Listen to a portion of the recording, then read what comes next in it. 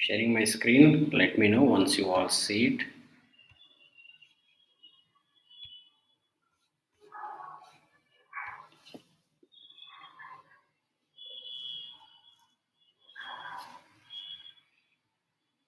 Can you see my screen? Right. I am opening IntelliJ. So, what did we learn yesterday? We were learning about the inheritance, right? In inheritance, we had learned two types of it. One is multi-level single level inheritance, and the second one is multi-level inheritance. Now we need to learn the multiple inheritance. Before learning multiple inheritance, we need to go to a different. We need to learn few other things. Let's see what they are. Let's first learn about the abstract classes. Okay, abstract classes. I am going to create a new package here. New package abstract classes. All right. I'm going to create a new class now. That is going to be a class A.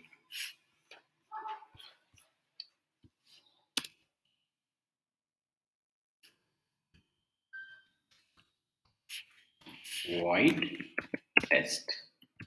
S out of test.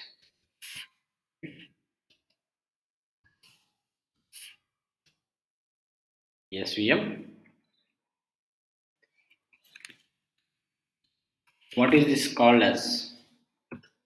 So I had created a class A with one simple method, test method, and that is implemented. I am calling this method as the implemented. Why I am calling this method as implemented? Because I have the body for this method. This is called as the body, right? This is called as the body. After writing the test name, if you open the curly brackets and then write some business logic inside this and then close it out, that is the body of the method. This is called as a implemented method or the concrete method. Implemented or concrete method. This is a very simple class that we have seen many number of times.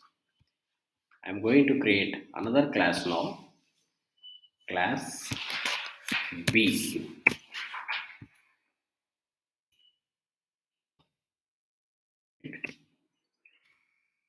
So now I am going to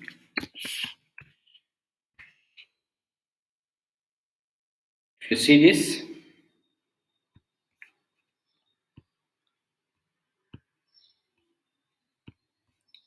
what is the difference that you notice with the previous program?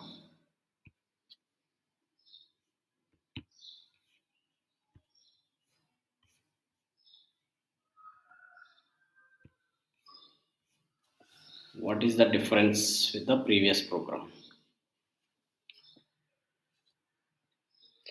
This is called as the unimplemented method or abstract method. I had just put the mouse on this red line. It is showing the missing method body or the declare abstract, right? So that means whenever you are creating a method, either it should have a body like this or it should be declared as abstract. So how do I declare abstract? Just before the method name, I just need to write abstract, right?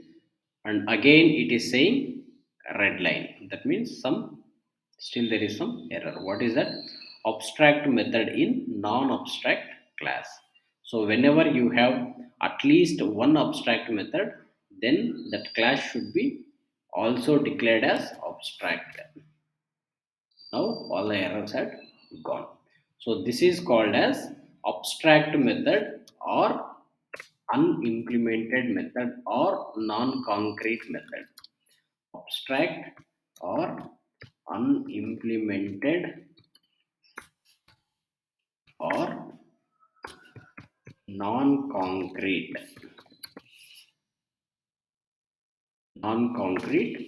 method. Here we do not have the body for this method, we are just declaring the method, but we are not writing the body. That means it doesn't have any implementation. So how do we implement the body for this? Right, I'll go to create a new class C.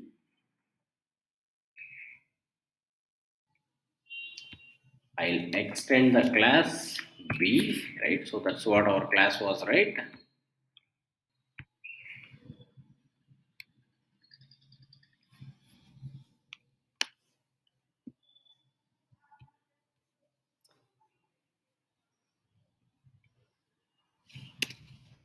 Whenever I had written extends B, immediately it is showing a red line. What it is saying, class C must either be declared abstract or implement the abstract method, right? When I extend class B, obviously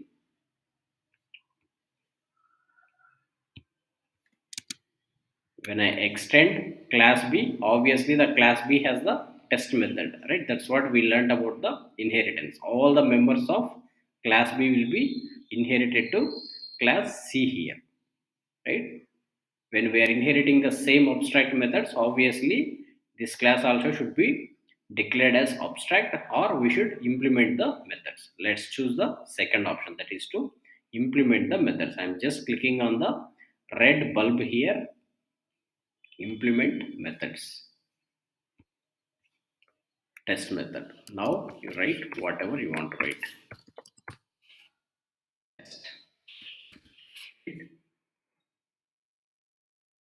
Now I'm going to write the main method.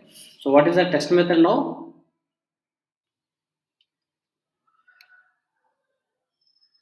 Initially it was abstract method, now I made it as a implemented method or the concrete method.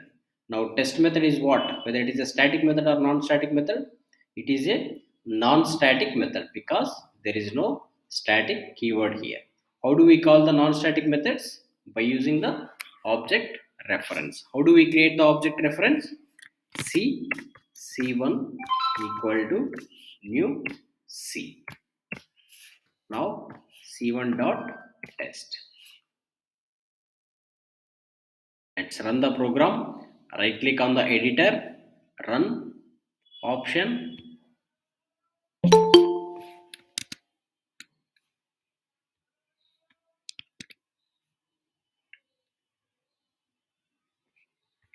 We have got the test output. Right? So this is the output test method. Alright. Now let's create another program.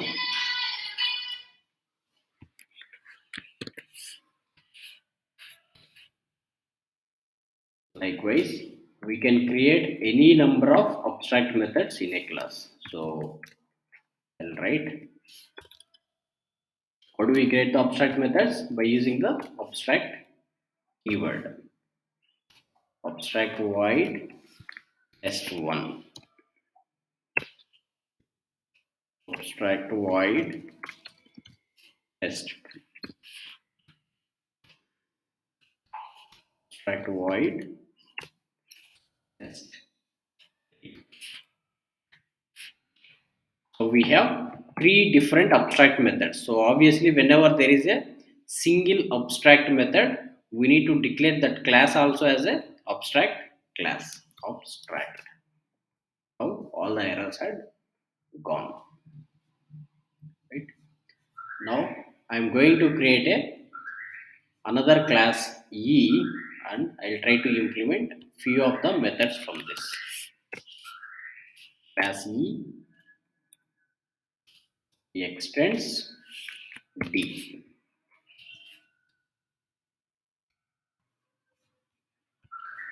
Immediately it is showing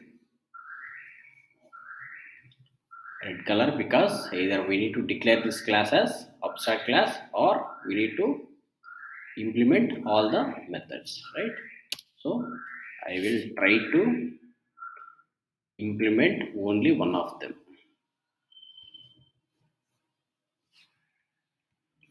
only test one method, right? Yes, out.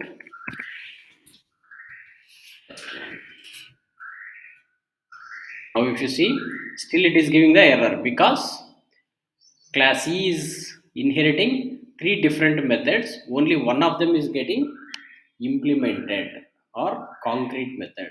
Rest two are still abstract methods. If we have at least one abstract method, then the class should be declared as abstract again. Clear? So the definition is, if any class has at least one abstract method, if any class has at least one abstract method, then that class should be declared as abstract class.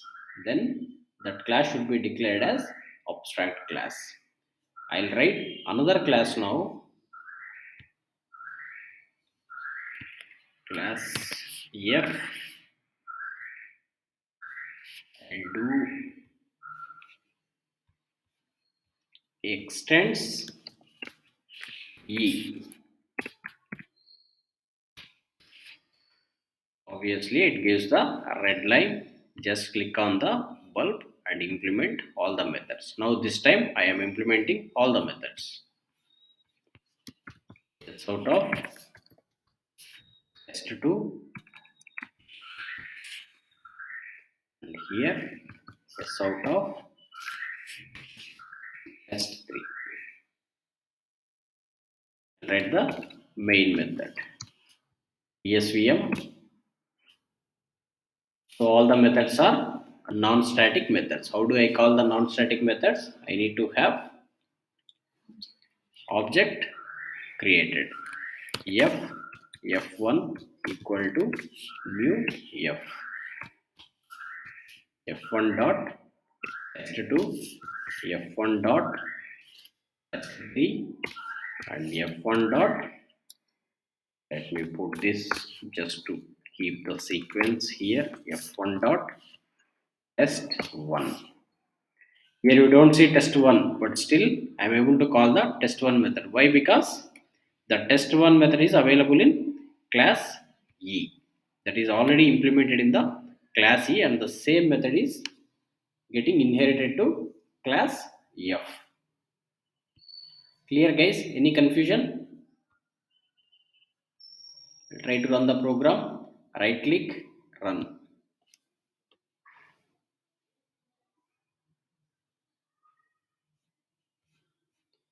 You see, test1, test2, test3. So this is the output.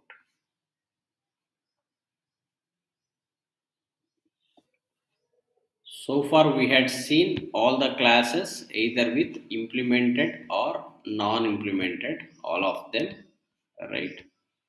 Let's see the mix of everything.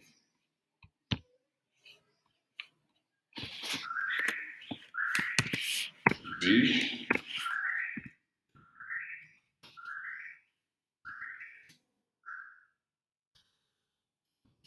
abstract void test1 void test2,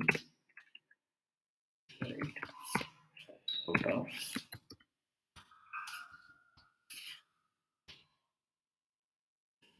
abstract void test3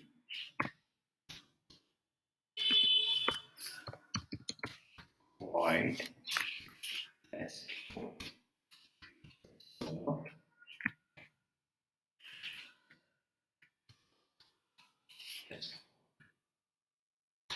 So here we have four different methods. Out of four, we have two abstract methods and two implemented methods, or the two concrete methods. So as the definition, as I already explained, if a class has at least one abstract method, then we should declare this class as a abstract class.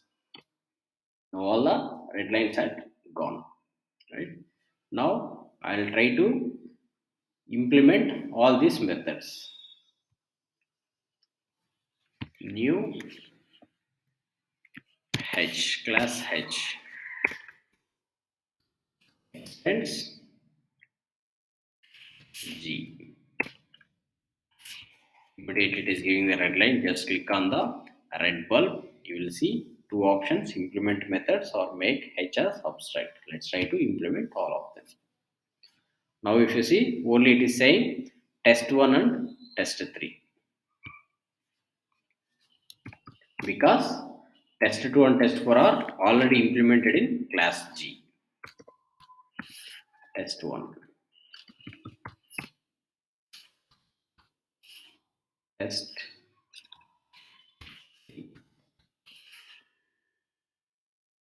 I'll write a main method.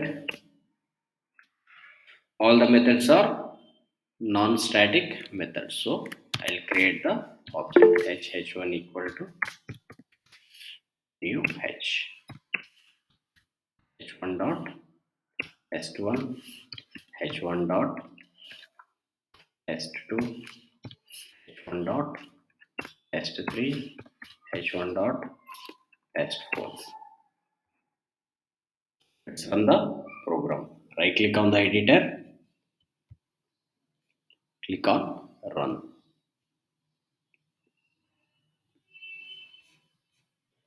Test1, test2, test3 and test4. Any doubts so far, guys?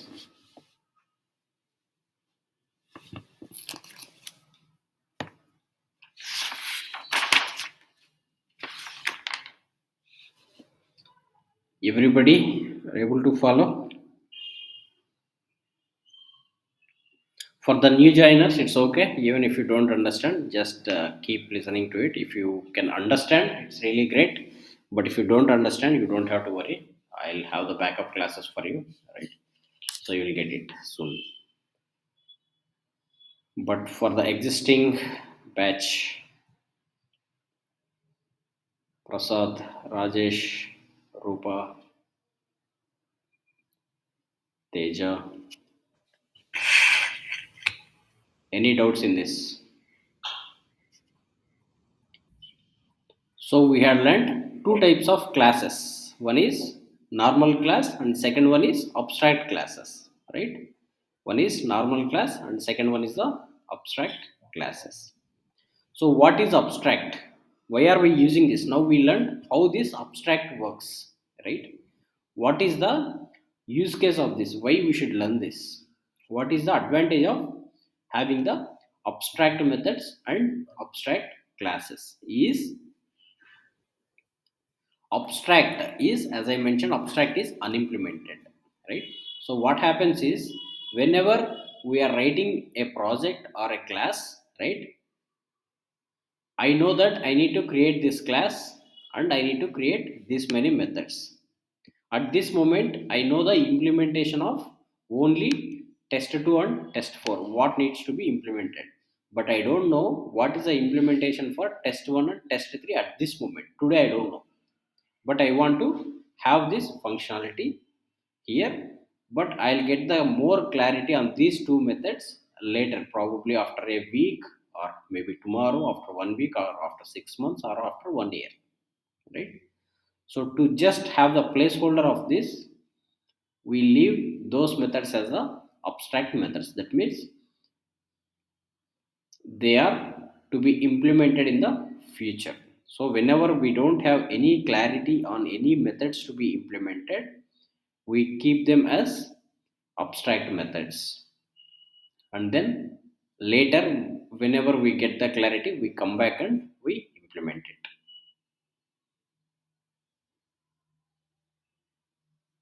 Clear? Even more simpler example, I'll write it now.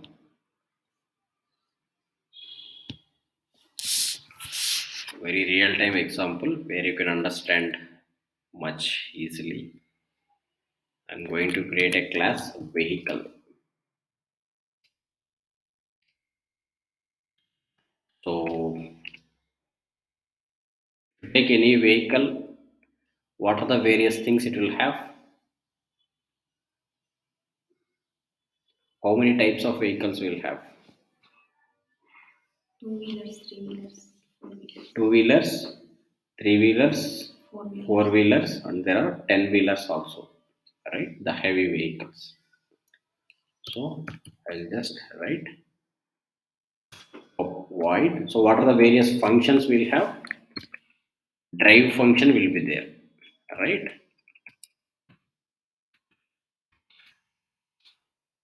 So abstract drive. So obviously, when I have the abstract method, I need to declare this class as abstract class.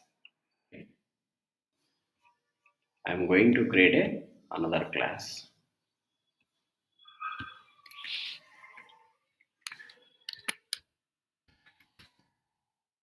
Two wheeler.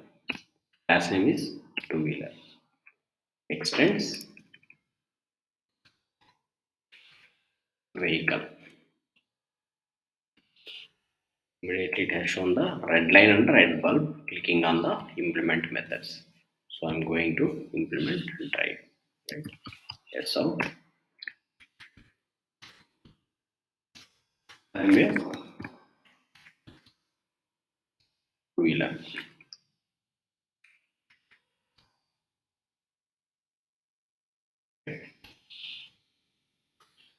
Later, I want to create a new vehicle, that is a three wheeler. How do I do that? I go and create a new class, three wheeler. Extends vehicle. Click on the red bulb, implement methods. Again, you can implement the drive method. So this time it will be I am a three wheeler. Similarly, you can implement one abstract method any number of times but in the different classes, not in the same class. Earlier we had implemented in the two-wheeler class, now we are implementing it in the three-wheeler class. We can implement an abstract method for any number of times. Later in the future, somebody will manufactures four-wheeler is already there. Somebody will manufacture some seven-wheeler or eight-wheeler, right? Though it is not possible, yes, it is possible. Let's say seven-wheeler. That time, still whatever the vehicle it is, each and every vehicle will have the drive function, right? Drive function.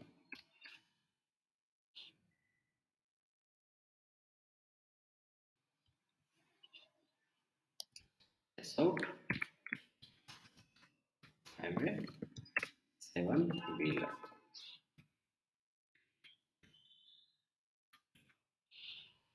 Clear? Now let me create a driver class.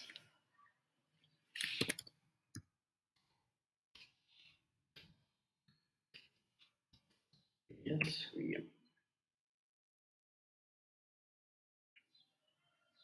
If I want to run a two-wheeler, so how do I run? I need to create the object for two-wheeler, right? Two-wheeler equal to new two-wheeler and two-wheeler dot drive, right? Similarly, if I want to drive the three-wheeler, I need to create the object for three-wheeler equal to new three-wheeler, three-wheeler dot drive. Similarly, what else we have? We have seven-wheeler, right? Seven-wheeler equal to new seven-wheeler. seven wheeler dot drive. Run the program.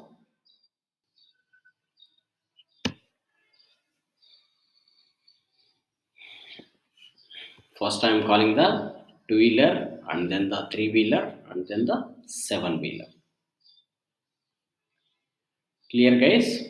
This is the advantage of the abstract classes. This is the advantage of the abstract classes. Is there relation to the classes driver, seven wheeler, three wheeler? No, there is no relation between seven wheeler to two wheeler or three wheeler. The That is relation different. is vehicle is the parent class, and seven wheeler, three wheeler, and two wheeler, these are the three different sons of this parent, three different child of this parent. Clear? Vehicle is the supermost class here, and the seven wheeler, three wheeler, and two wheeler are the childs of the vehicle class. Childs of the vehicle class. And let's write some notes.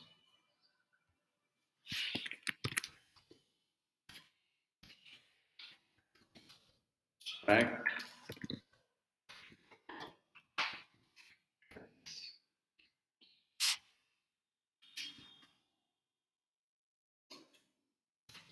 A class can be abstract when there is at least a abstract method. What is abstract method?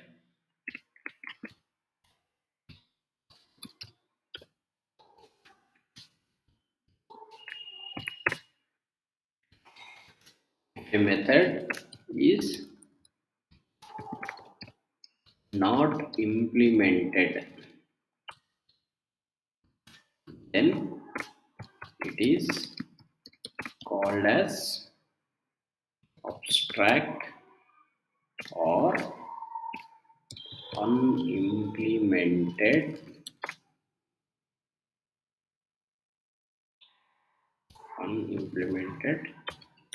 or non-concrete method. Abstract methods will not have body. Will not have body.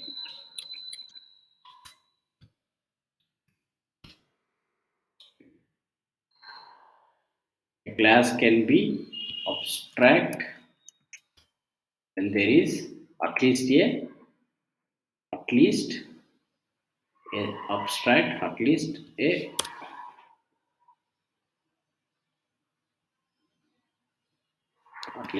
abstract method. An abstract class may or may not have abstract methods.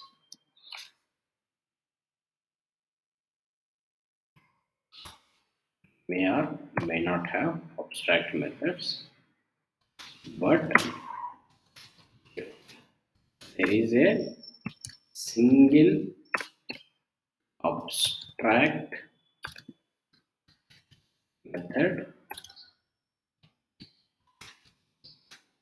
then it is mandatory to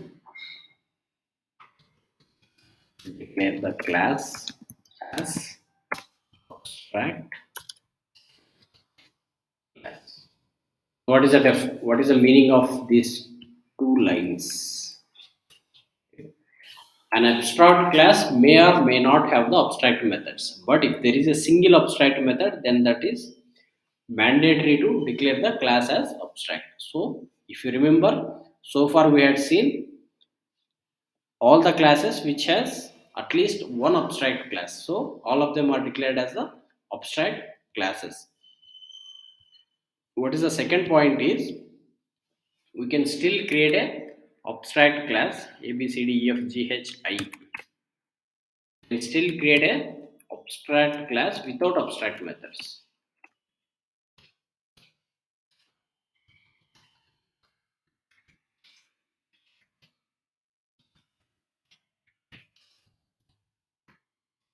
Right? So this is also possible. An abstract class may or may not have the abstract methods, but if there is an abstract method, then it is mandatory to declare that class as an abstract class. That is the meaning of this last point. An abstract class may or may not have the abstract methods, but if there is a single abstract method, then it is mandatory to. But if there is a at least a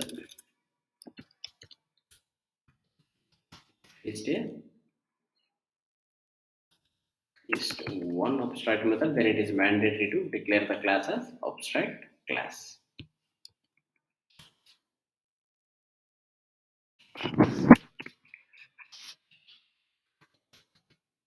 We cannot create the objects for the abstract classes, but by using its subclass, we can create the objects. So far, if you remember, I had created the objects only for the implemented classes, right? Here for C, this is not the abstract class, right? Similarly, if you take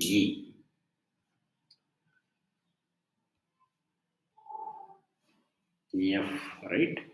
I had never created the object for the class B or D or G, right? Why? Because I should not create the objects.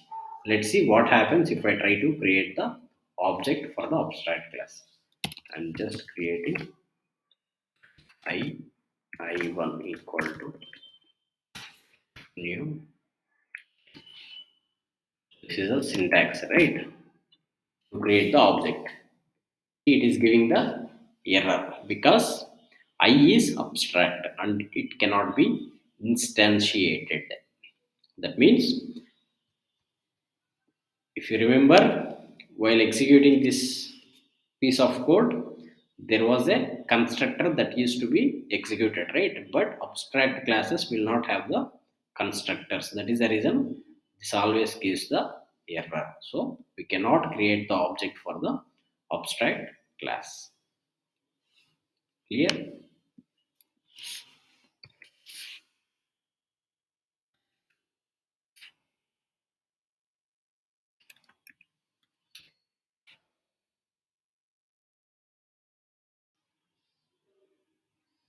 We cannot create the object for the abstract classes, but by using its subclass we can create the objects. Abstract classes will not have constructors. Abstract classes will not have the constructors.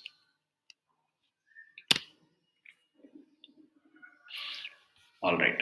In terms of the variables, now we had seen the difference with respect to the methods, right, for the abstract classes. But what happens with respect to the variables? So variables is same. We don't have to worry about anything. Whatever the logic that we learned about the variables earlier in the normal classes, the same logic applies even in the abstract classes also.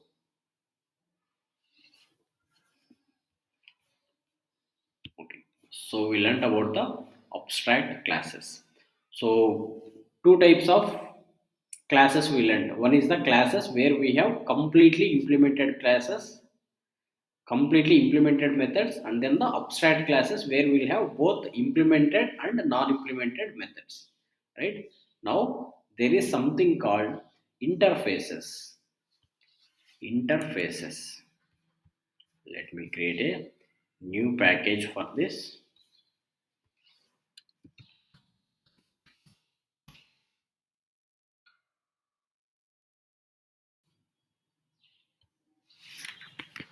Here, while creating the class itself, there are four options: class, interface, enum, and annotation. So far we have seen the class. Now we'll see about the interface, right? See what happened here. It had got public interface A. Earlier, so far we had seen only the class. You take any class. Here it is public class, right? Abstract class. It's always class because we had always created the class, but now we had created the interface. What does it mean, interface, right? So interfaces are developed to achieve the 100% abstractness. So abstract classes supports both implemented and unimplemented methods, but the interfaces supports only the unimplemented methods. You cannot write implemented methods here. If you want to achieve the 100% abstractness, then you should go for the interfaces. Void test one, void test two. See, you notice here now test one and test two, both of them are unimplemented methods, right? So whenever we are writing the unimplemented methods, it was forcing us to put the abstract keyword, right? But if you put the same thing in the interface, it doesn't show that because by default all the methods in the interface are abstract.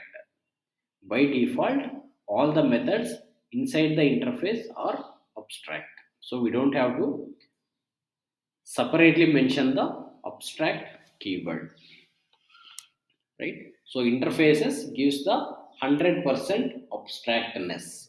Abstract classes will give only some part of abstractness, right? So how do we implement these methods? Now I'm going to create a class. Now this time I'm going to create a class only, not the interface, right? Class B implements A. So as soon as I had written implements, it will force me to implement methods. See the difference? So far we had seen the extends keyword because it was always extending from class to class, but here we are extending from class to interface, right? So whenever we are inheriting the members from the interface, then we should use the implements keyword. Then we should use implements keyword. Sort of test one, and here sort of test two. I can write the main method now, PSVM. So both the methods are non-static methods. I'll create b1 equal to new b, right? b1 dot test1, b1 dot test2. Let's run the program now.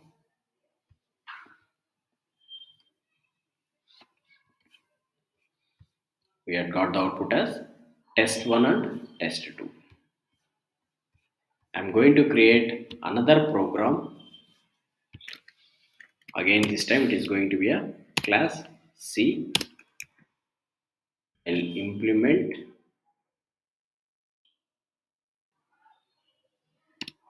A only,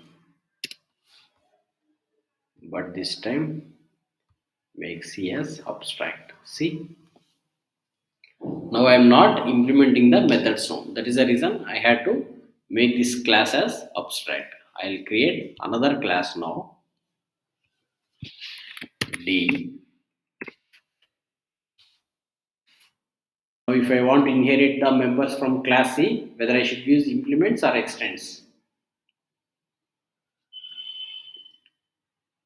If I want to inherit the members from class C, then I should use implements or extends. Extends because it is class to class. Okay. Now I'll implement the methods now.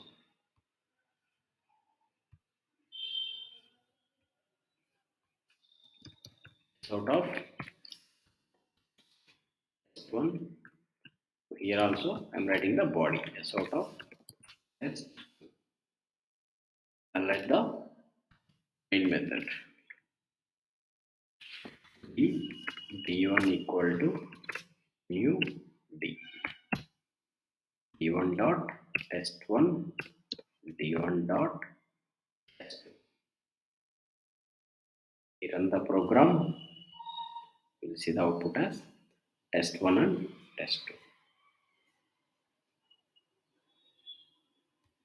Clear, guys? Any confusion here?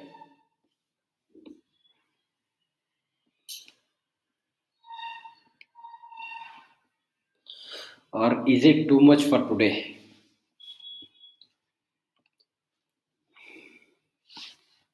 Let's write some notes with respect to the interfaces.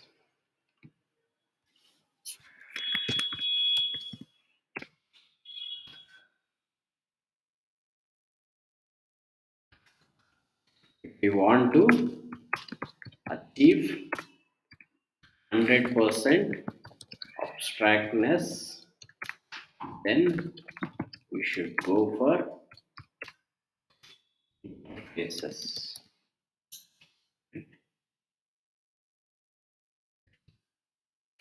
Interfaces will have only abstract methods,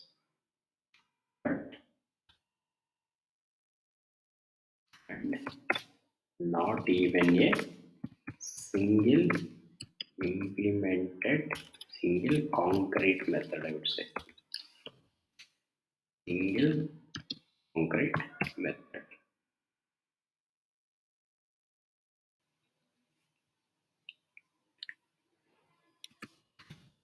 We should use implements keyword while implementing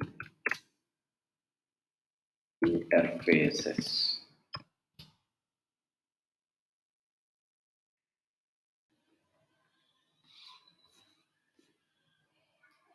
Let's write another program. Here we have interface A, right? I'll create another interface E. Now I just want to extend the interface A to E. So whether I should use the extends or implements? Extend. Extends, because interface to interface is extends, because we are not implementing it now. Because interfaces cannot have the implementation, right? That's it. Now class E will have all the all the methods that are defined in the interface A, that is test1 and test2, right? So if it is class to class, use the extends keyword.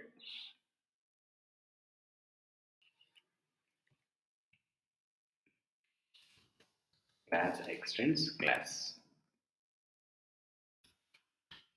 Second one is interface extends interface. Okay. The third one is interface implements class. So we need to remember this order. We had one more thing, right? Abstract class always extends only. Abstract class extends class. Abstract class extends abstract class. These are the two ways, right? Two different ways with respect to the abstract class.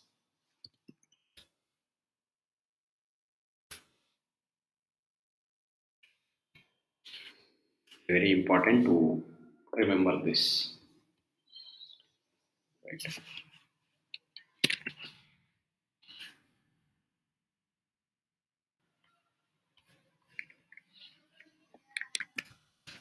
All the methods inside the interface are packed by default, declaring them as abstract explicitly is optional.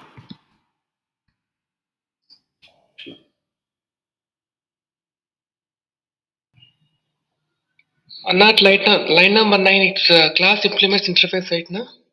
Line number 9, class implements interface. Yes, yes, sorry. Class implements interface, right, you are right.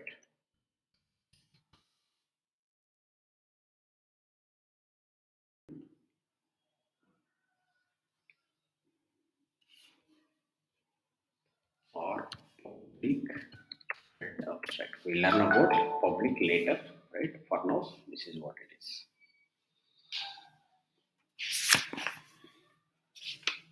Any doubts, guys? I'll stop it here. I'll not continue further. I'll continue tomorrow on the same topic from tomorrow. We still have a lot of points to cover, especially with respect to the interfaces. Any doubts so far? Anybody has any doubts, you can ask me.